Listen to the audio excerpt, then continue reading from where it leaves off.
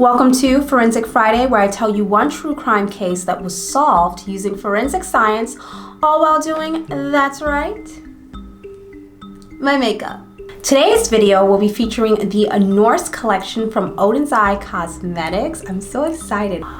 So cute! Just a reminder, all the other items I'm using in this video will be linked in the description below. Please read the disclaimer. I am in no way, shape, or form a professional makeup artist, beauty guru, MUA, or a forensic pathologist, or anything in criminal law, so I pretty much have no credentials here. I am just the average girl at home like you, planning makeup and talking about true crime. So if you love true crime and makeup, be sure to hit that subscribe button so you don't miss out on any of my future episodes.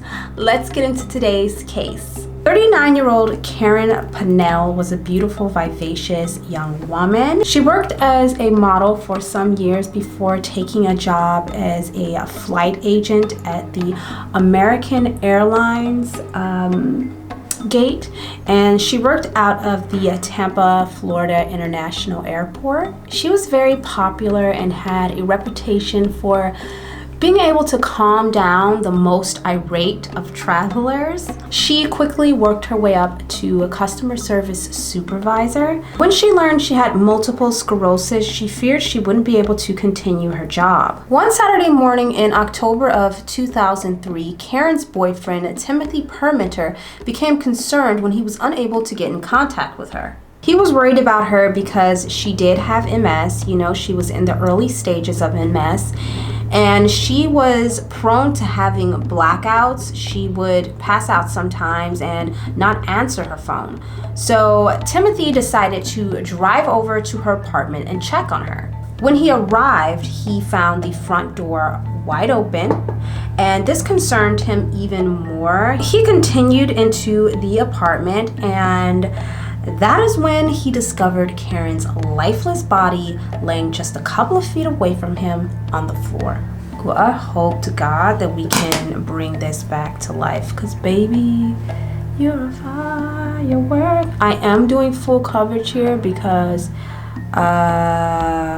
yeah. Police arrived and Karen was pronounced dead on the scene. Inside of the apartment, they found a pizza box on the kitchen counter. The receipt on the pizza box revealed that the pizza had been delivered around 8:48 p.m. the night before. Investigators also noticed blood on the wall near Karen's body, and there was also blood on Karen's right hand. Written on the wall in blood was two letters that spelled R-O-C.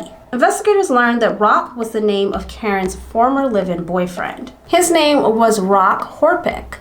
Investigators had been working in, this field for like 20 plus years, and they had never before seen someone that had written a name or anything in their own blood on the wall before dying. They thought, is this like supposed to give us a clue to, who did it, or like what? You've seen anything like this before? They actually described it as something straight out of a Hollywood movie. Further investigation, authorities found that Karen Pannell and Rock had a very bad breakup the year before. Family members and friends told police that Rock had a serious drug addiction at some point in time. It actually led to Karen and him arguing even more, and probably what eventually led to their breakup. In fact, they had several different instances where the sheriff's department was called out to their home for domestic related disputes and violence. I don't know if she was hitting him or if he was hitting her, because you guys, it can go both ways. To put it lightly, they had a very, very rocky relationship. Police questioned Rock Horpick the day after Karen's body was found, but Rock Horpick denied any involvement in Karen's murder. Authorities say that Rock seemed genuinely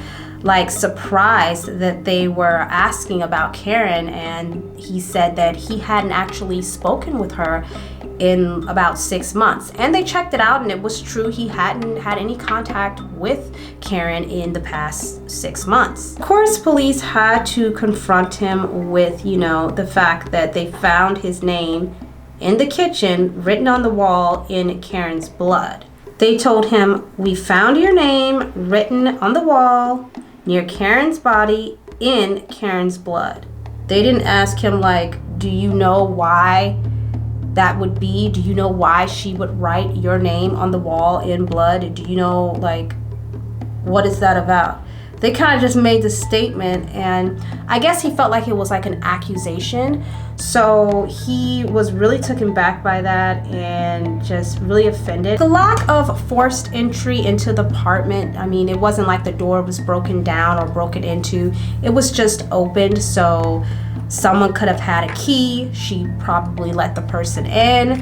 That and the simple fact that his name, Rock, was written on the wall in Karen's blood. I can see, I guess, why the police thought that he was a very, very valuable suspect. It was just too easy. So police were looking around. They're like, nothing was stolen inside of the home either. So what was the motive? What was the motive in this case? Investigators were thinking that, you know, Rock knew her. He knew her habits. He knew everything that she did. He knew his way around the house.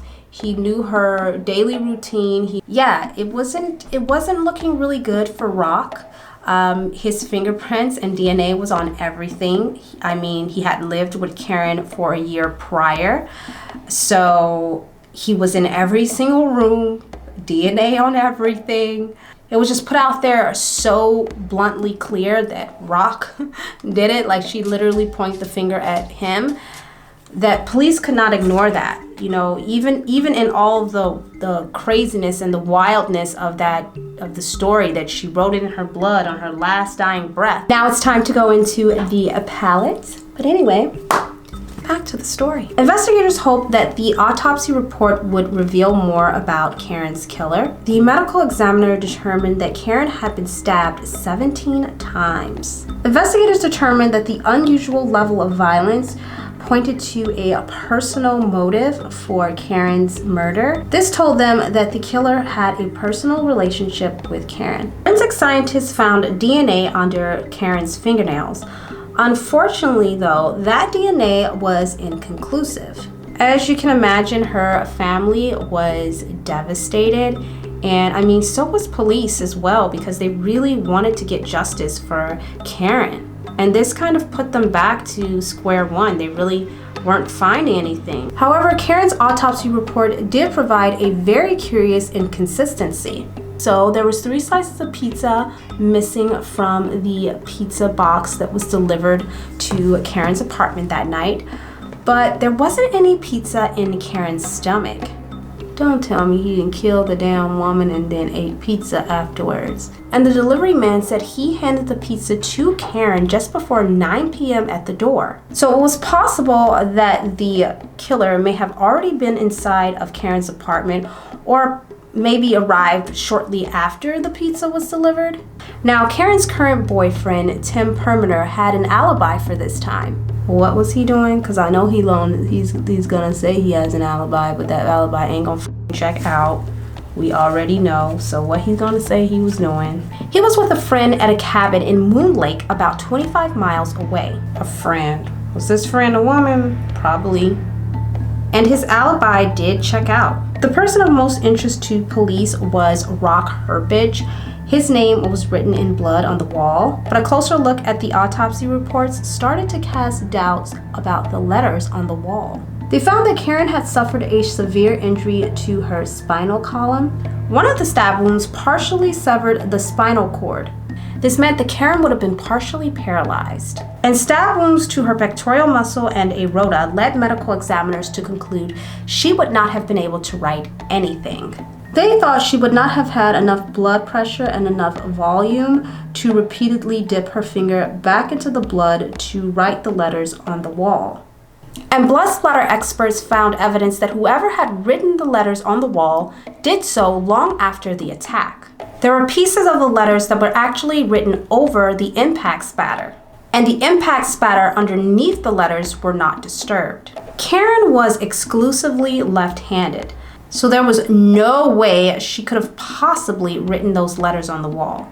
But if Karen didn't write those letters, then who did? Police theorized that it had to be someone who knew Karen's ex-boyfriend and wanted to frame him. One other possible suspect was Karen's ex-husband, Jeff Payne. Damn, girl, got a lot of booze. Got a boyfriend here, boyfriend there, ex-boyfriend, live-in boyfriend, current boyfriend, ex-husband, girl, get it. I'm not judging. Okay? Float your boat, girl, float your boat. With further investigation, police found that Karen was petitioning Jeff to pay more alimony because of her recent diagnosis with MS. Karen was concerned that her health insurance was not going to be sufficient to aid her in her needs. But Jeff had an alibi. He was 300 miles away in Miami when Karen was killed. Police discovered that Karen was dating a number of different men at the time of her death. See you, Karen. Karen was seeing a British airline pilot, and they learned of this pilot through Karen's text messages. She had multiple messages between her and this man. I love pilots. They're so cute. It's just something about them. It's like firefighters, you know? They're just cute. What's up?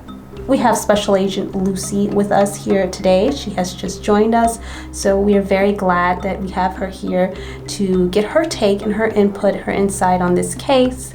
And yeah, let's continue. One of the text messages read, "Hi, sex bomb. Can't wait to see you. Miss you. Just got back from Rio. Do I still get to see you next week?" Sex bomb?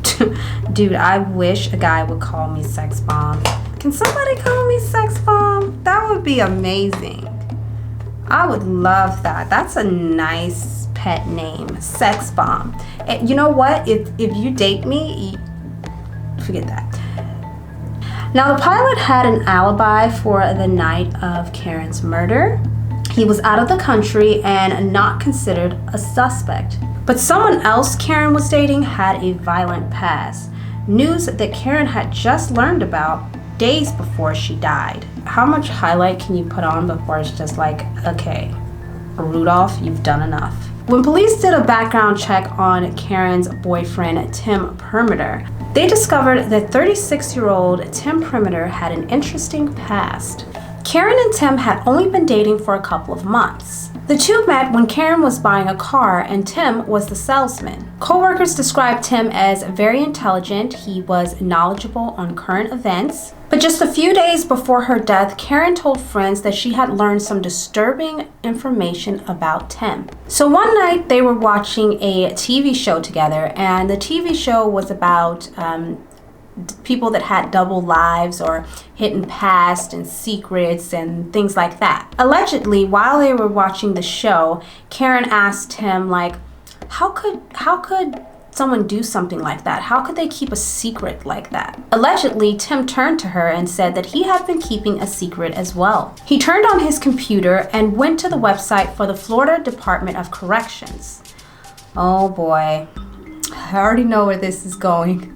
I mean, you couldn't tell her this at the beginning of the relationship. You wait until we're in the middle of a relationship to say this. I don't.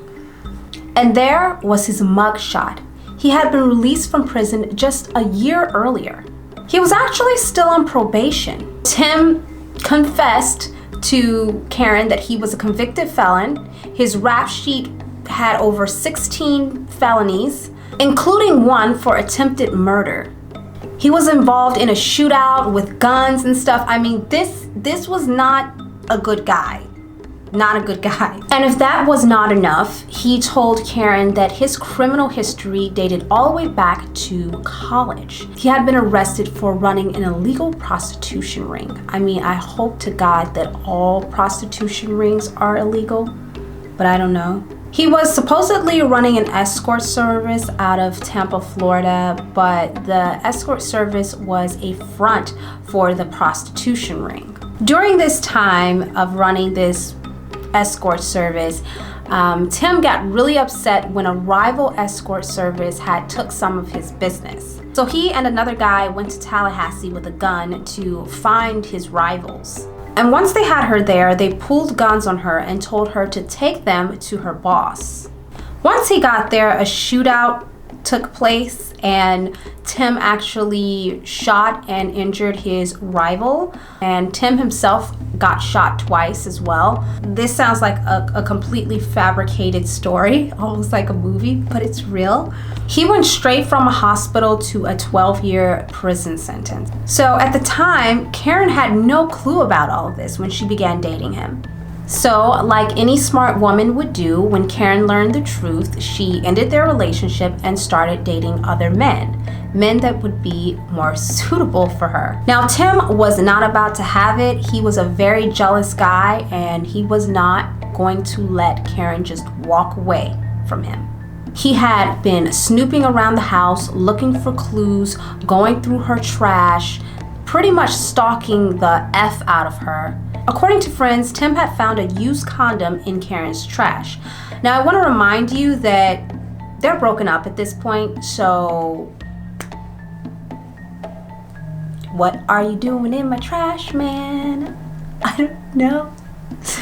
After finding the condom, Tim became furious, and Karen had been having so many problems with Tim. Karen's brother told police that one day she had confided in him, saying that Tim had choked her. His response was that she needed to immediately contact the police and get a restraining order against Tim. But Tim denied having any involvement in Karen's murder, and he had an alibi for the night that she was killed. Remember, he told police that he had spent the night with a coworker the night of Karen's murder in a cabin on Moon Lake, about 25 miles away.